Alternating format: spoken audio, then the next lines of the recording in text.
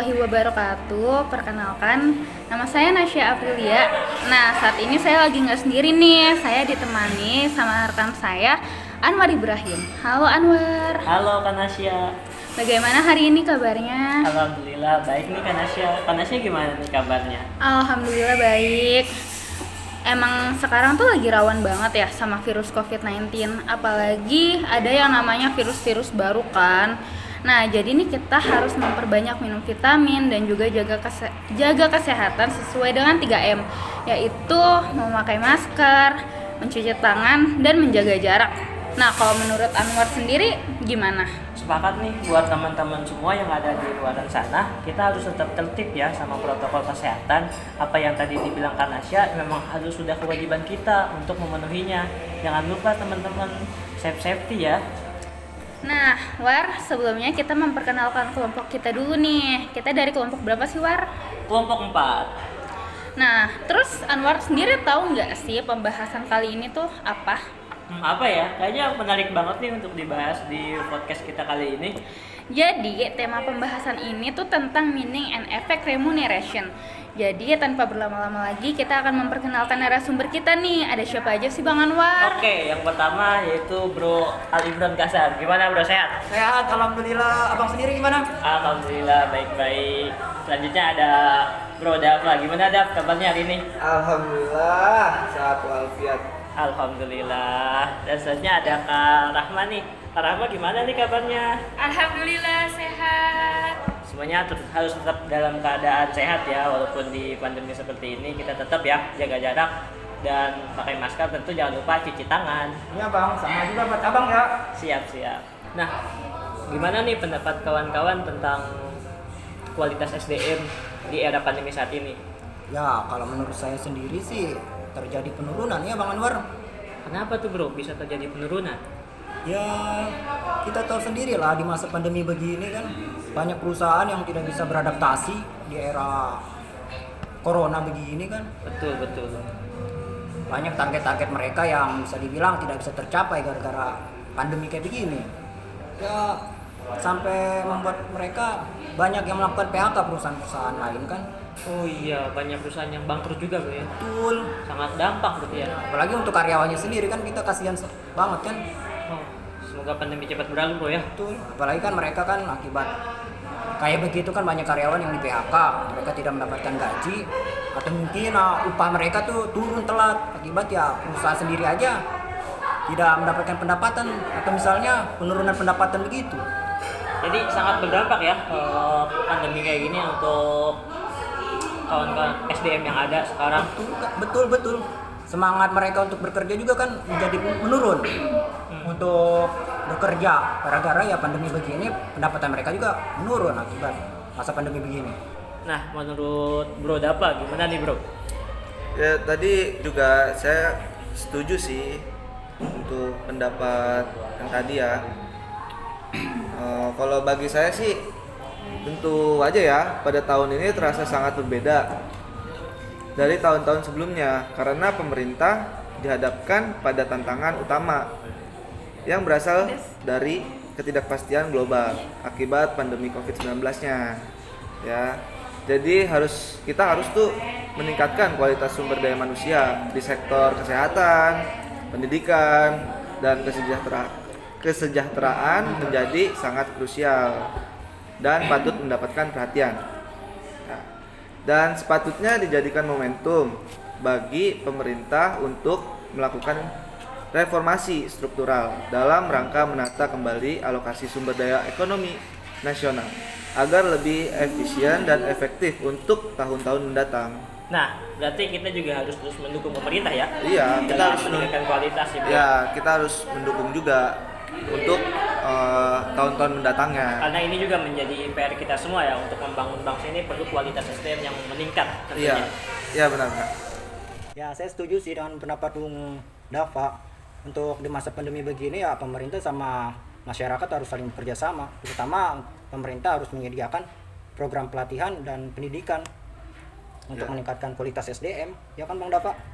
Iya, benar. Itu kita harus bener banget deh pokoknya. Kita juga harus ini kan bantu-bantu pemerintah untuk SDM ini tuh meningkat. Iya, terutama untuk memulihkan perekonomian Indonesia sendiri ya, Iya, dan untuk pendapatan masyarakat juga terutama. iya, bener.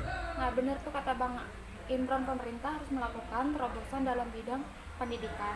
Karena pendidikan jarak jauh hanya bisa dijangkau 30%.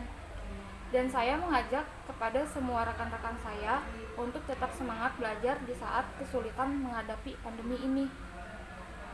Nah, betul banget ya. Berarti untuk meningkatkan kualitas SDM harus dengan pendidikan juga ya. Sepakat. Nah, jadi kembali ke topik pertama nih, tentang remuneration. Jadi menurut Kak Rahma tuh remunerasi itu apa? Menurut saya, remunerasi itu pemberian gaji atau pendapatan tambahan kepada seorang pegawai sebagai apresiasi atau pekerjaan atau kontribusi dalam perusahaan yang sifatnya rutin di mana ia bekerja. Atau bisa juga disebut sebagai suatu yang diterima oleh seorang pegawai atau karyawan dari tempat ia bekerja. Biasanya sih hal ini diberikan oleh perusahaan kepada pegawai atau karyawan atas prestasi yang kerja yang sudah dilakukan.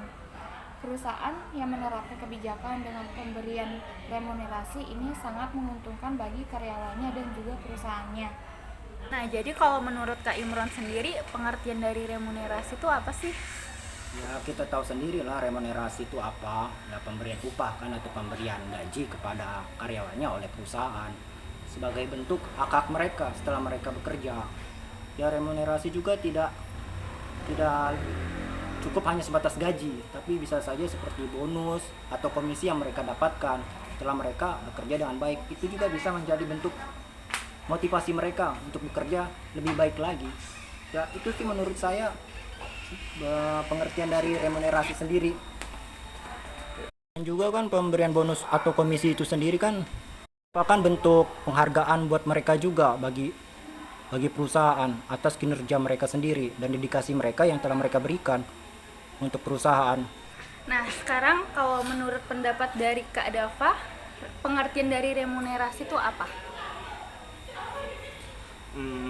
Bagi saya itu remunerasi itu adalah segala sesuatu yang diberikan kepada tenaga kerja sebagai manfaat finansial atas jasa, kontribusi, dan prestasi yang didedikasikannya untuk organisasi di tempat bekerja.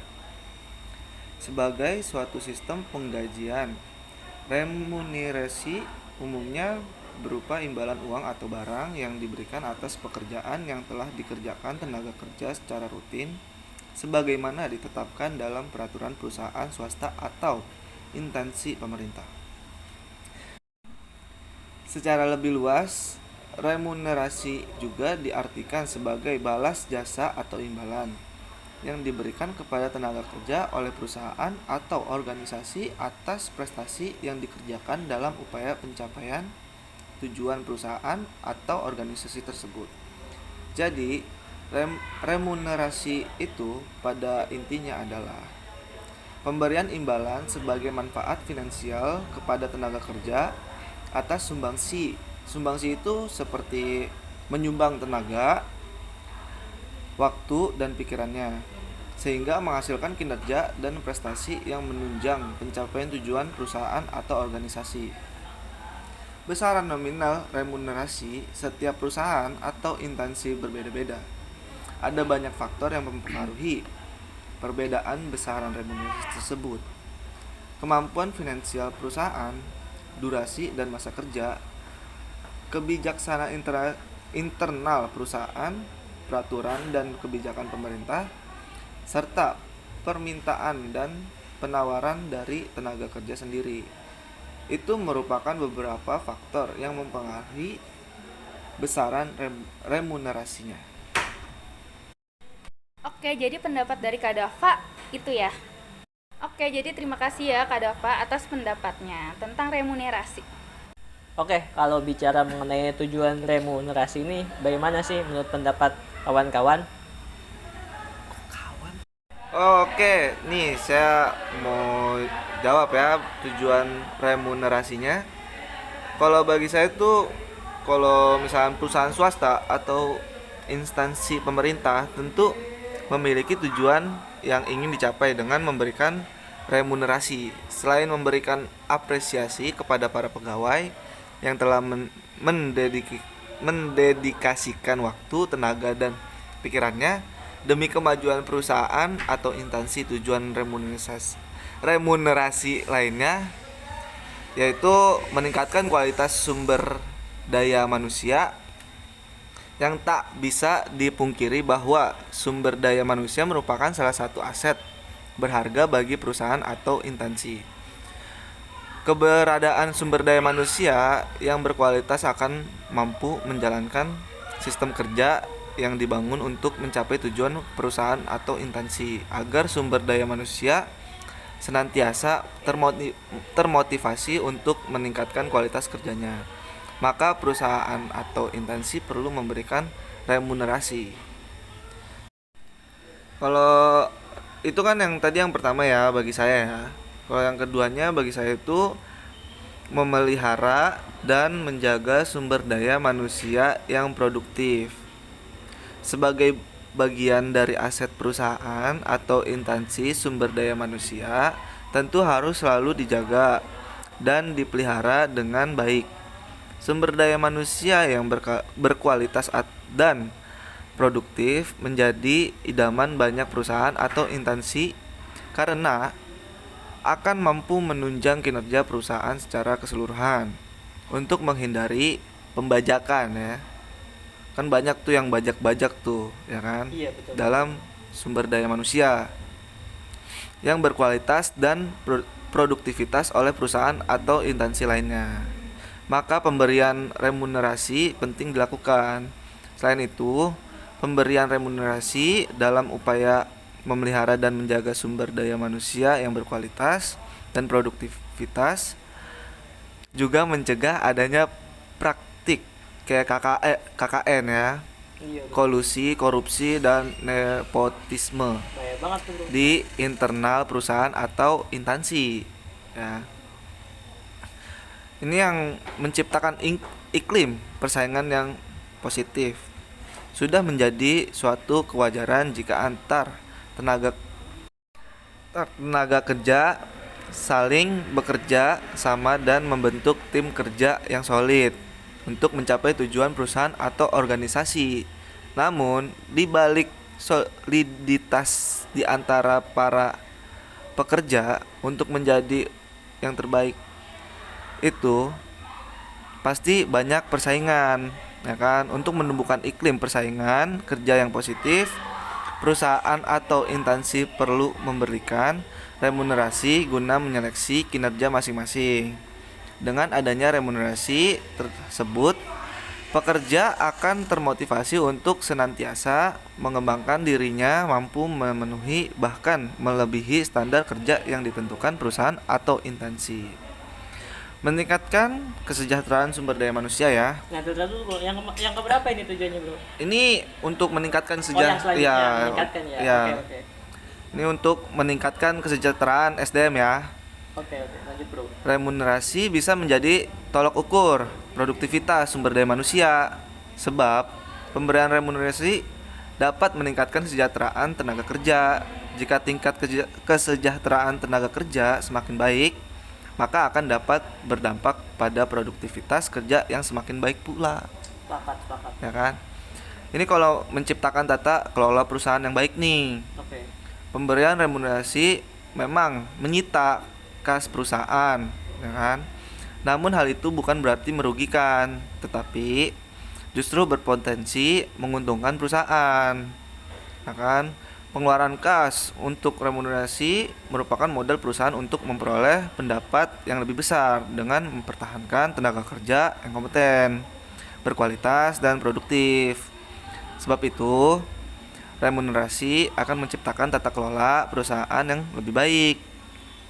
Artinya, ya kan, perusahaan tidak mudah mengalami bongkar pasang tenaga kerja, yang mana pengeluaran untuk melakukan rekrutmen tenaga kerja baru justru lebih besar. Iya, betul. Pasti banyak memboroskan anggarannya mereka juga, bro ya. Iya, karena dia suka masuk keluar gitu. Iya, Kan, karena nggak baik. dibutuhkan ya. Ya. Nah, selanjutnya kan ada tuh yang namanya unsur-unsur remunerasi. Nah, kalau menurut dari Kak Rahma sendiri nih, apa sih unsur-unsur remunerasi itu? Menurut saya unsur-unsur remunerasi itu terbagi menjadi 4 bagian, yaitu kompensasi berhubungan dengan keseluruhan yang diterima tenaga kerja baik dalam berupa fisik maupun non fisik. Dalam beberapa hal kompensasi seringkali tidak dikenai pajak pendapat. Yang kedua, komisi atau bonus merupakan bentuk imbalan yang diberikan kepada pegawai dengan perhitungan prosentase hasil penjualan. Bonus juga diberikan berdasarkan kemampuan pegawai untuk mencapai target. Yang ketiga, gaji dapat didefinisikan sebagai suatu imbalan yang diperoleh untuk tenaga kerja dalam kurun waktu tertentu, harian, mingguan, atau bulanan, tanpa memperhatikan tingkat produktivitas kerjanya. Dan yang terakhir, upah. Upah seringkali disamakan dengan gaji. Meskipun terkesan sama, namun keduanya memiliki pengertian yang berbeda. Dalam hal ini, upah adalah suatu imbalan yang diterima oleh tenaga kerja berdasarkan hitungan waktu yang tetap, misalnya upah per jam, per hari, per proyek, dan lain sebagainya. Oke, kalau bicara mengenai efek-efek dari remunerasi, apa sih pendapat dari kawan-kawan? Mungkin dari Bung Imron, gimana nih, Ya, Bro? kalau menurut saya sih untuk efek dari remunerasi, untuk efek positifnya nih ya. Oke, Yang oke. pertama itu menurut saya ya meningkatkan motivasi pegawai tentunya. Jadi ketika remunerasi atau pemberian gaji tepat sesuai dengan harapan pegawai, pasti semangat mereka dalam bekerja pasti akan meningkat. Iya, motivasinya terpenuhi. Oke, Iya, betul, semangat betul. meningkat sepakat. Betul. Lalu yang keduanya itu meningkatkan persaingan atau kompetisi dalam bekerja. Jadi kan ketika remunerasi diberikan sesuai dengan harapan dan kompetisi terjadi di perusahaan untuk pegawainya, kan mereka kan lebih bekerja, lebih giat lagi untuk meningkatkan gaji mereka juga. Jadi upah yang diberikan mereka itu akan bisa meningkat lagi gitu. Iya, tujuan mereka tercapai, mereka berkompetisi untuk mencari tujuan lebih ya. Iya, Itu jadi dalam bisa- angkat persaingan dalam internal perusahaan ya. Iya, Tentu iya, juga jadi- perusahaan untuk meningkatkan persaingan antar perusahaan lain juga berpengaruh ya. Betul. Oke, sepakat. Jadi bisa juga kan semangat mereka kan muncul ketika upah mereka diberikan lebih banyak lagi. Tentu sewajarnya emang seperti itu. Sehingga kan terjadi persaingan Iya. pada karya sesama Iya, karyawan. bro. Cuan is number one. Iya betul. Oke. Lalu yang nomor 3-nya sih ya tentunya untuk memenuhi hak karyawan. Iya bro ya, hak karyawan tentu menjadi kewajiban bagi perusahaan untuk memberikan upah, gaji, Betul. insentif, karena itu memang tanggung jawabnya perusahaan ya. Kalau enggak ya gimana? Benar, hak karyawan kan jadi tidak terpenuhi, bisa-bisa ntar karyawan ya Saling demo. merugikan ya. Iya betul. Oke. Nah tadi kan yang positifnya nih bro. Iya. Kalau menurut bro nih yang negatifnya ada nggak nih bro? Kalau untuk negatifnya ya pertama menurut saya itu terjadi konflik dalam perusahaan. Ketika perusahaan tidak memberikan upah kepada karyawannya kan ya otomatis karyawan akan mengeluh. Pasti. Bisa-bisa demo. Oh bahaya. Kan bahaya terjadi konflik di situ dalam perusahaan. Perusahaan pun bakal rugi sendiri kalau misalnya Tentu. upah tidak diberikan. Ada lagi selanjutnya? Untuk keduanya menurut saya kesulitan dalam menjalankan retensi karyawan. Maksudnya di sini tuh kesulitan perusahaan dalam menjaga karyawannya sendiri. Kalau misalnya tidak diberikan upah kepada karyawannya kan pasti karyawan akan malas-malasan bekerja, atau mungkin bisa aja mereka mau pergi atau mau minta PHK gitu kepada perusahaannya karena mereka sendiri aja di situ tidak dihargai, tidak diberikan upah. Jadi gini bro, lagi-lagi ke semangat kerja mereka ya. Iya. Dimana perusahaan akan meningkatkan semangat ya tentu memberikan kewajiban. Iya betul. Dan untuk mempertahankan si karyawan itu, apalagi Iya. yang berkompeten dan berpengaruh untuk keuntungan si perusahaan bro Betul, ya. apalagi untuk yang karyawan-karyawan yang memiliki SDM yang bagus. Oke. Kalau mereka nggak diberi gaji yang sesuai dengan mereka kan mereka pasti akan minta untuk pergi. Yoi bro, kan persaingan juga yang tadi Betul. poinnya. Yang penting kan pertama upah dulu dipenuhi. Iya. Untuk ketiganya ya bakal terjadi rendahnya kompetisi dalam perusahaan. Rendah bro ya kalau negatif ya. Ya ujung-ujung lagi kan upah tidak diberikan kan semangat tidak ada. Motivasi mereka apa? Oh, Untuk iya. bekerja ketika upah mereka aja nggak diberikan. Jadi perusahaan nggak ada kompetisi, yang ada ekonomi berdampak ya. Perusahaan ke yang sendiri akan lainnya. mengalami penurunan. Oke. Menurut saya itu sih, Bung. Oke, terima kasih Bung. Sudah Iya. sangat jelas menurut saya. Nah, cukup jelas ya pembahasan dari tadi kawan-kawan itu. Oke, baiknya jadi remunerasi lebih mengacu pada imbalan yang diterima oleh seseorang pekerja, baik berupa upah, bonus, dan insentif. Gimana nih harapannya menurut Kanasya? Nah, jadi kalau harapannya itu sendiri, yang pertama ada pemenuhan kebutuhan ekonomi. Pegawai menerima kompensasi berupa gaji, upah, atau bentuk lain adalah untuk memenuhi kebutuhan ekonominya. Yang kedua ada menunjukkan keseimbangan dan keadilan. Jadi ini tuh berarti memberi remunerasi berhubungan dengan persyaratan yang harus dipenuhi oleh pegawai pada jabatan yang ia duduki, sehingga tercipta keseimbangan antara input dan output. Oke. Lalu ada yang namanya juga memajukan lembaga atau perusahaan. Semakin berani suatu lembaga memberikan remunerasi yang tinggi, dapat dijadikannya tolak ukur bahwa semakin berhasil lembaga tersebut membangun prestasi kerja pegawainya. Karena pemberian remunerasi itu yang tinggi hanya mungkin dapat dilakukan apabila lembaga tersebut itu memiliki pendapatan yang cukup tinggi dan mau memberikan remunerasi yang tinggi pula, dengan harapan akan semakin maju lembaga tersebut. Dan yang terakhir ada meningkatkannya produktivitas kerja. Jadi pemberian kompensasi ini tuh makin baik akan dapat mendorong pegawai bekerja lebih produktif.